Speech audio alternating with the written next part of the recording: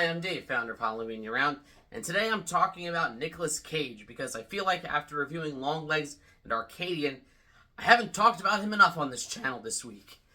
So just with the release of Longlegs and, a very highly anticipated performance of his, and in my opinion, one of the best performances of his career, I wanted to go back and look at, Nicolas Cage. He is a genre unto himself, as is evidenced by various memes, as well as a community episode where Abed literally takes a course called Nicolas Cage, Good or Bad. Nicolas Cage, good or bad? A challenge, certainly, but not unsolvable, because all actors have distinct values, which I use to find answers. Abed, how much Nicolas Cage did you... Enough!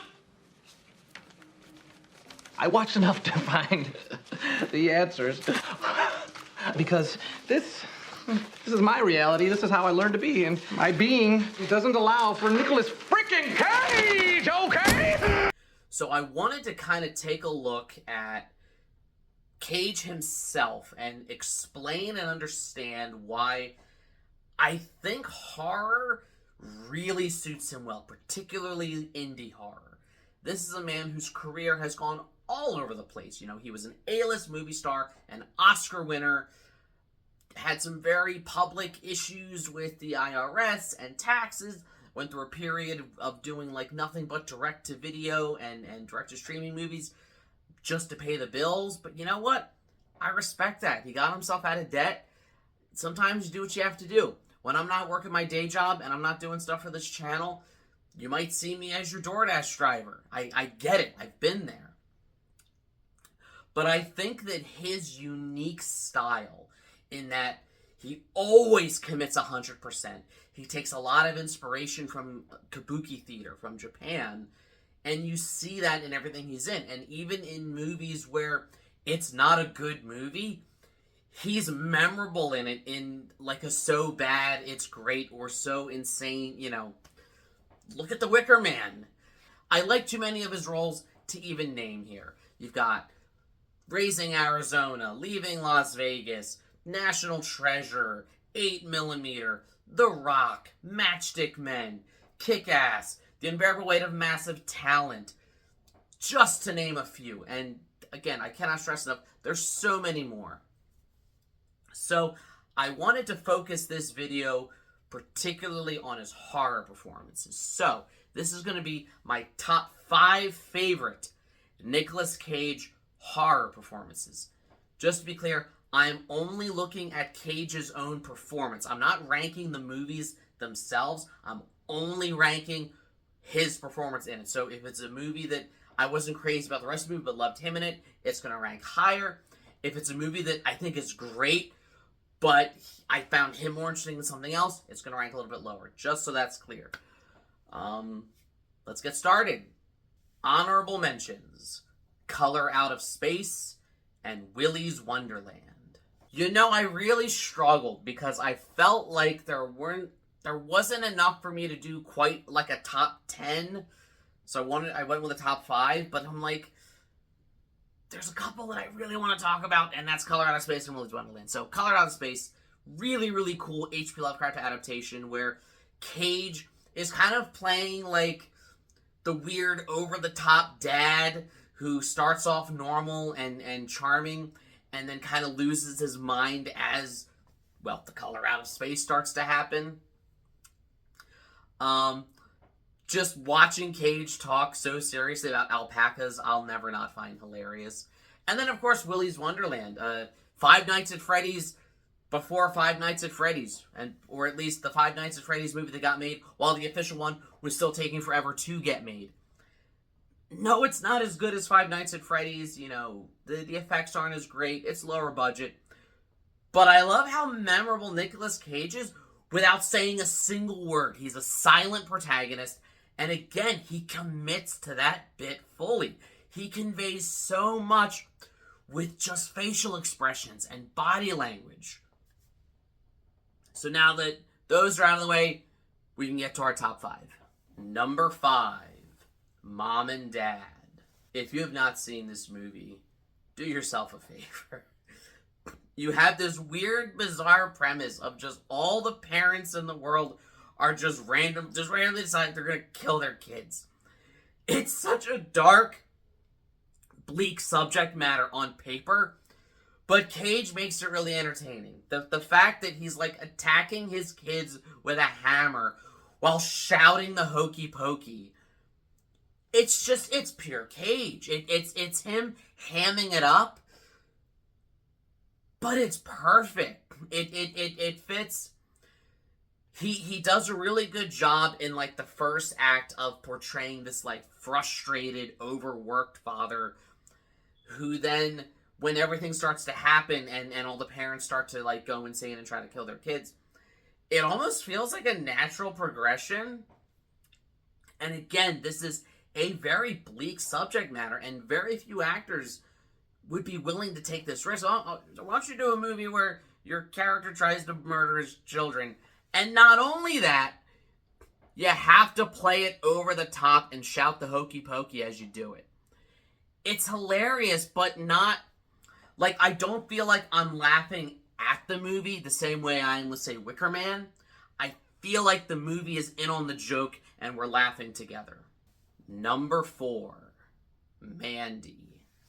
I was really interested to learn that when Nicolas Cage was first offered the part in Mandy, they wanted him to play the charismatic cult leader, which, I mean, I see it, but I really liked that he was more interested in the protagonist, and it's kind of him playing against type. Yes, he goes for the big moments, he goes for the big over-the-top emotions, you know, him holding the bottle of vodka, sitting on the toilet, screaming with all the visceral energy of a wounded animal is memorable and iconic. But he's doing it from a grounded position. He's the everyman who's been pushed into that. And the fact that we see him normal at the beginning and so devoted and in love with his wife, going mad trying to avenge her and becoming this like insane warrior with an axe who smiles at the camera, having lost all sense of sanity. He takes us on that journey, and he shows that going from 0 to 100, it's not a gimmick. It's a thoughtful process for his character. And it would have been too easy for him to play the charismatic cult leader. But playing this role, the protagonist, I think was a much greater challenge, and I think he was up for it. Number 3, Renfield. I know I just said in the last one that it would have been too easy to see him as the charismatic cult leader. I feel like his take on Dracula here is what that would have been.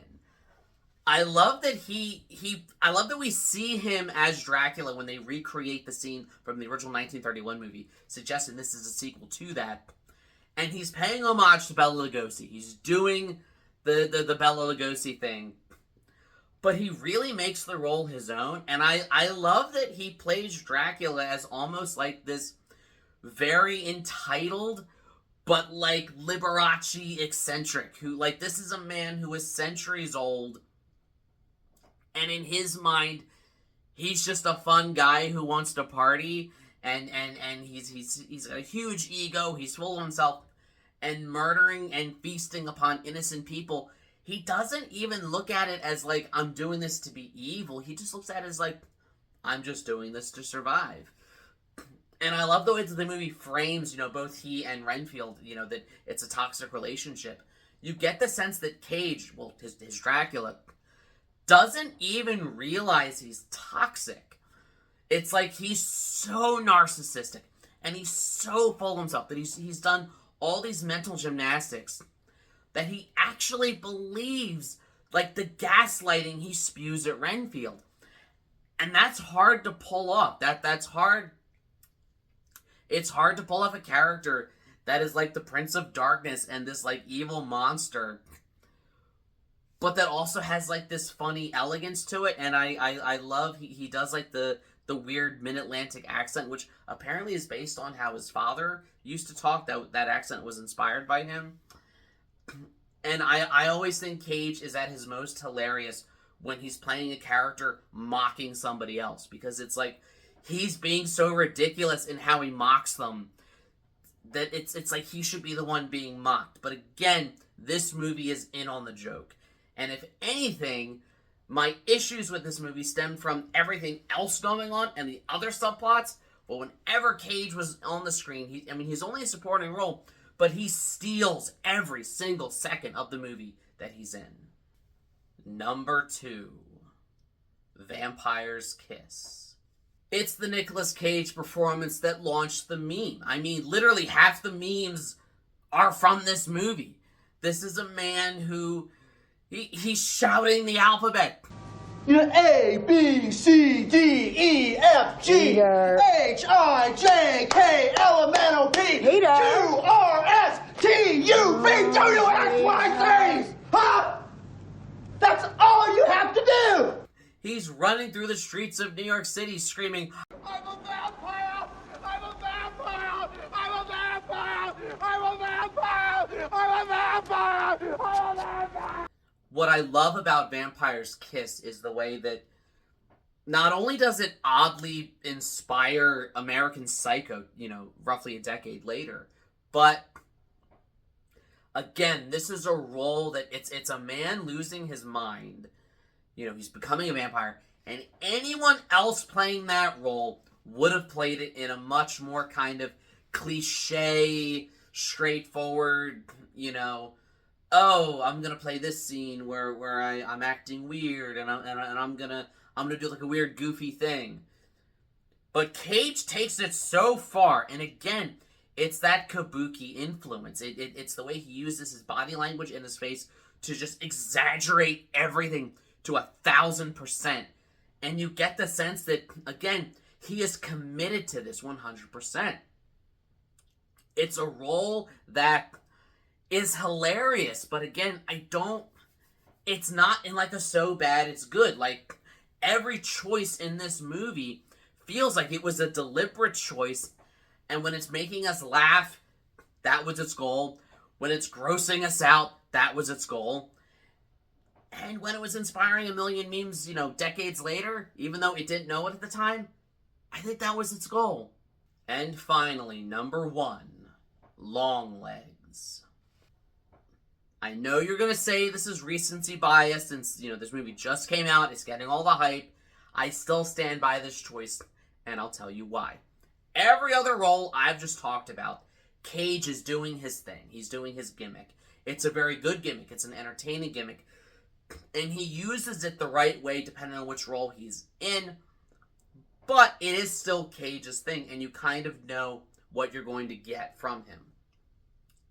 Longlegs was the first time that I saw him in a movie that, had I not known he was starring in it, had I not known that already going in, I might not have recognized him. It's not just because of the heavy makeup. He completely transforms himself in this role where he's still being a creep. And, there's moments where, he's, shouts, screaming, singing things that, when you listen, you're like, oh, yeah, of course that's Nicolas Cage. That's how I knew it was him, because of the voice. But he's going to such a darker place than I've ever seen him go to before. And it feels like this is the first time I've ever seen a movie that he actually scared me. There have been other roles of his in horror movies, as the ones I've all mentioned, where he's entertaining, where he's fun, where he's hilarious, whether intentionally or not, usually intentionally in horror. But this one really freaked me out because he commits 100% to everything he does. So when he's playing this just despicable, nasty, evil character, it's like you watch it and you're terrified to think that someone like this even exists on the same planet as you and I. That as you're watching this YouTube video right now, someone this scary is out there somewhere and could potentially be in the same location as you, whether intentionally or not. This is the role. I know he already won the Oscar for Leaving Las Vegas. I know that the Academy Awards, they hate horror. They should have given one to Toni Collette for Hereditary. They should have given one to Lupita Nyong'o for Us. And they need to give one to Nicolas Cage for Longlegs. I will be thinking about this movie for the rest of my life. And not only is it my favorite horror performance of his, but it automatically bumped up. I'd call it like top three favorite Nicolas Cage performances, just period, including all movies he's in, horror and non-horror. But hey, these are just my choices. This is just my top 5. I would love to know your thoughts. Please leave a comment. Tell me what your favorite Nicolas Cage horror movies are. Tell me just what your favorite Nicolas Cage movies are. Tell me what you love about him. Tell me what, you think he could do differently, whatever. Just tell me in the comments. I'd love to hear it. Like, share, subscribe, all the YouTube stuff.